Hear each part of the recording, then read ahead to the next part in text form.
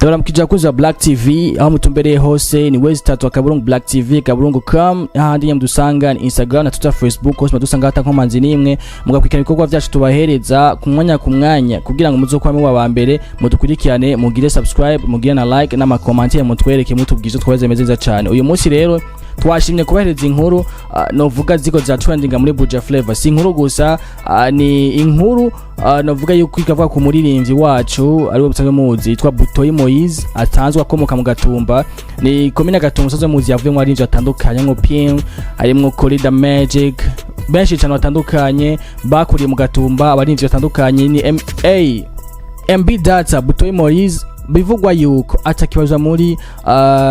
MA Production sanzwe irongowe na Amir Pro musanzwe mumenyereye umuproducteur nga musaga cha Bujumbura akora hajya muri Ville muri MA Record. Iyo mezo isanzwe rifashe mu mugongo MB Data hamwe na Kingorongoro bikavugwa yuko MB Data batakiriyo vyaravuzwe kuva kera haizige kindi ghost bivugwa kwiba yaragiye amakuru amwe bwa ntaragenda yandi yaragiye ariko abona yuko vyari ibibazo vyari biri hagati yabo uko biri kose ko tabitoza tubabwira ingene biko biragenda ariko mu minsi toge kumurondera MB Data tuyaga imwe vyagenze n'impamvu yatunya vayo kuko biko bamura ko na MB Data yamaze gukurako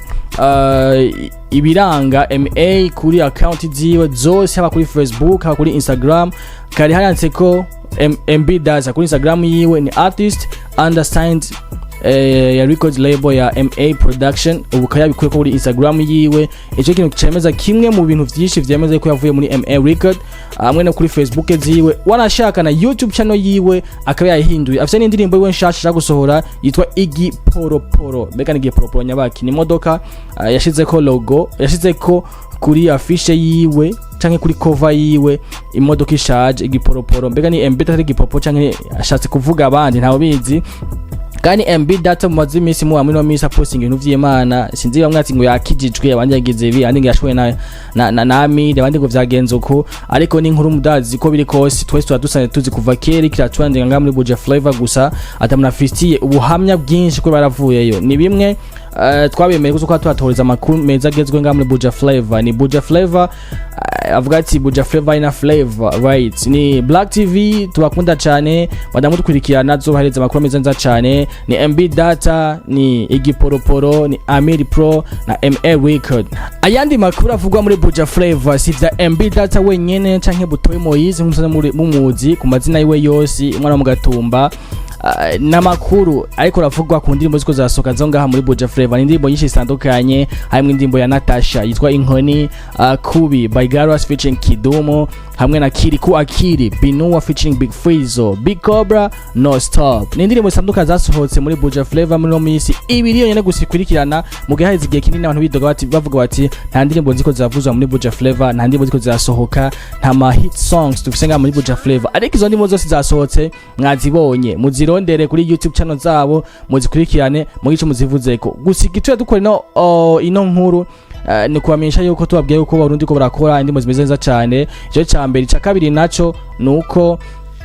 izi ndirimbo nyene ubwazo zirasohotse ariko mbega bigiye kugenda gute abavuga bati zisokeye imwe carimwe mbega zizoduga zose hatazi zomigwa hasa zomigwa ndagwa nkarorero nk'indirimbo NATACHA ku munsi umwe gusa yarigeze ku ma views ibihumbi 121 n'amajana 240. Ico ni cyemeza yuko indirimbo z'Abarundi ko zirakundwa cyane ku munsi umwe gusa navyo bwakaboneke ni indirimbo NATACHA nyene gusa yarayibikoze. Ni kubi ya Galas featuring Kidumo Kibido bose mumenye ari mu gihugu ca Kenya nawe bakakutwara indirimbo nabo nyene indirimbo yake kiraduga kari kuri channel ya Galas iyo ndirimbo nyene hamwe na KIRIKOU Akiri Binuwa ni indirimbo musanzwe muzi yavugijwe mu concert ya Bantu Boy Tour Ingozi mu Rumonge hamwe n'Igitega bakavuza iyo ndirimbo mu gihe itabwasohoke mwana yumvishe ngaho kuri Black TV aho twayibashikirije bakwagira performing live kuri stage ya Bantu Boy Tour. Ino musika yasohotse ni indirimbo yitwa Binuwa Mugongo canke Binuwa gusa indirimbo yimwe na KIRIKOU akemwe na featuring Big Fizzo. Nanye tutaza kumonda KIRIKOU ndeza kutubwira vyinshi ko bimeze kose no guturamuronka amatwezi makuru meze neza cyane na Big Cobra umwana afise impano zitandukanye zikomeye kandi akiri muto cyane mu rappers akora indirimbo ziryoshe cyane yakoze indirimbo yitwa No Stop ayikorera muri New Era Entertainment cyangwa New Era Studio kwa X Factor umuproducteur asanzwe ari ngaha mu gihugu cy'u Burundi mu gatari umurundi umva amahanga ko bivuga video ikorwa na Landry SP chini ya uongozi wa Grand Pictures. So ndibaza ko mwese mwaryohewe cyane izi ndirimbo muzisupportinge ndibaza zimeze neza cyane ziryoshe ibintu ndazi n'Imana ibintu bizogenda neza cyane mu gihe umuziki tushyize mwese hamwe ingufu kugira ngo ushaka guteza imbere ushaka gushika ku yindi ntambwe. Merci beaucoup ndakunda cyane nze mutwikirana ni wese atakaburungu Black TV akaburungu.com na Instagram na Twitter hose madusanga tanko manzininge ndakunda cyane. Merci beaucoup.